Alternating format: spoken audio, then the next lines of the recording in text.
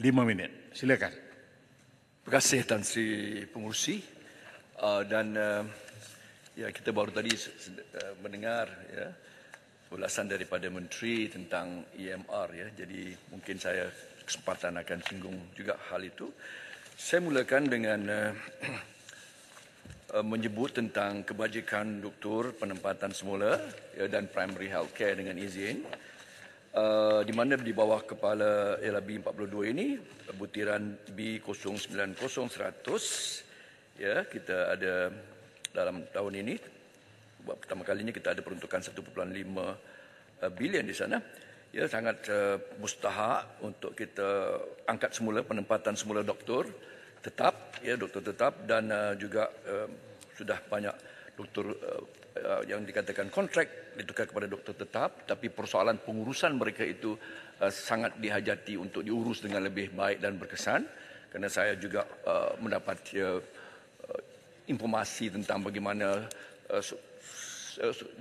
hospital-hospital yang mendapat doktor kontrak mereka ditukar menjadi doktor tetap, taraf mereka hilang keseluruhannya, dan ini tidak memberikan kebaikan untuk mereka yang dulunya kontrak mereka berada di sana tapi sudah tetap mereka dipindahkan. Itu perlu sedikit lagi ketelitian ya, yang dia berkesan untuk pengagihan doktor tetap yang ditetapkan itu daripada doktor kontrak ya. Cuma satu lagi selain daripada itu pengurusi adalah untuk menitik beratkan aspek ya, kemaslahatan mereka ketika mereka berpindah penempatan semula doktor ni, yang sangat terkesan ya, ada yang terpaksa mengeluarkan ya cerita-cerita anekdotal ni ya, ASB mereka dan mengadakan emas ya kerana perpindahan ya. Ini sangat tidak sesuai dengan seperti mana yang dilaporkan oleh sebuah portal kesihatan Code Blue sedikit waktu dahulu, kerana mereka ya pastinya melibatkan tambang perjalanan, tambang pengangkutan semuanya. Jadi itu satu hal, dan saya kira persoalan itu perlu diperbaiki lagi ya. Pengurusi, kalau boleh saya segera untuk berubah kepada naik taraf dan pembaikan, mungkin sekaligus kemudahan hospital ya, di bawah kepala P00600, begitu juga P00300 ya. Butiran ini yang menunjukkan peruntukan 307 juta ringgit untuk ubah sesuai naik taraf pembaikan dan penambahbaikan ya. Ini adalah sangat perlu ya, kita semua sedia maklum akan keuzuran hospital-hospital kita yang kadang-kali berusia lebih daripada 40-50 tahun ya. Jadi ini sangat penting, cumanya perlu diberikan jaminan ya oleh kerajaan bagi memastikan fasiliti-fasiliti ataupun health facilities kita ni di sektor awam khususnya mempunyai tahap ya, apa yang diistilahkan sebagai HSC, Health Safety and Environment, yang terbaik ya. Dan saya memerhatikan juga ya bagaimana sometimes kadang-kadang lift hospital tidak diselenggara dengan baik ya. Ini saya tahu berlaku sikit waktu dulu di Melaka dan juga di hospital-hospital yang agak besar ya, seperti Selayang dan sebagainya, sangat menjejaskan ya hal keselamatan dan kebajikan pesakit-pesakit ya, dan keseluruhan pengurusan hospital apabila apa yang seharusnya dibawa segera kalau sudah ada peruntukan ya, bukan saja lift tetapi hal equipment dan sebagainya. Jadi ini perlu diperbaiki lagi ya, supaya ia dapat ditangani dengan baik. Mungkin perlu ada satu plan ya, penyelenggaraan facilities ya, supaya tidaklah sehingga sampai ke tahap BER, Beyond Economic Repair, itu baru dia tahu bahawa ia perlu kepada penyelenggaraan ya. Saya pergi kepada pendidikan dan pembangunan R&D. Saya kira di bawah P00500 ini ada sedikit penambahan.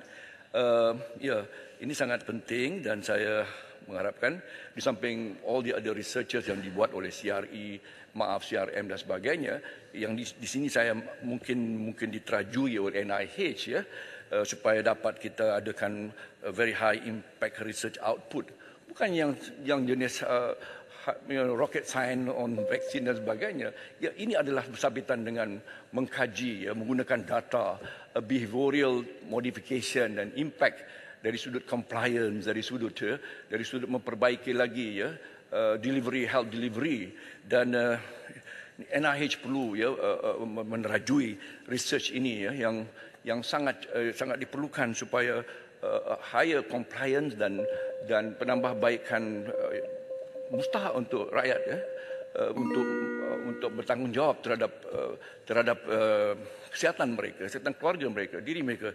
Dan ini perlukan satu kajian, ya, beyond kajian yang lebih saintifik sifatnya, kajian-kajian behavioral modification, ya, behavioral impact ini, ataupun ya yang perlu diberikan penumpuan oleh NIH, ya. Ia sangat memberi, ya, kalau kita perhatikan daripada tinjauan kesihatan dan mobiliti nasional, ya, NHMS itu, ya, kita mahukan penambahbaikan supaya ia dapat mempengaruhi persoalan polisi dan penyampaian kesihatan. Juga begitu dari sudut, ya, data sharing, ya, ataupun perkongsian data, itu juga adalah sangat penting untuk bagaimana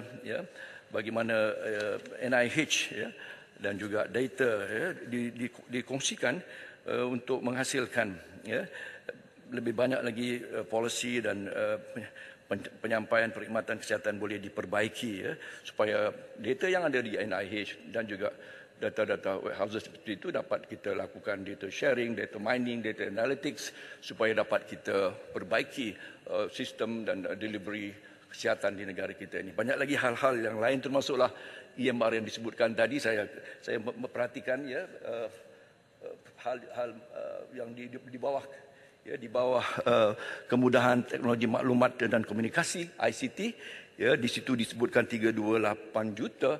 Apakah ini termasuk EMR? Kerana saya ingat 2-3 tahun yang lalu kita ada kepala bersabitan dengan EMR. Jadi sekarang ini tidak ada, ya. Jadi kalau sekadar ICT, kita jangan silap, ya.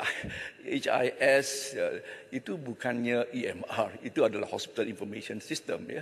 Jadi kita kena, walaupun ia cuma digital health, tapi perkara ini perlu kita rancang dengan baik supaya bukan kalau boleh janganlah 10 tahun untuk dapatkan national EMR itu, mungkin kita boleh expedite, ya. Tetapi perancangannya, pelaksanaannya, dalam semua pelaksanaan rancangan ini adalah sangat penting. Terima kasih, pengurusi. Terima kasih Yang Berhormat Kuala Selangor. Saya jemput Yang Berhormat Kuala Langat.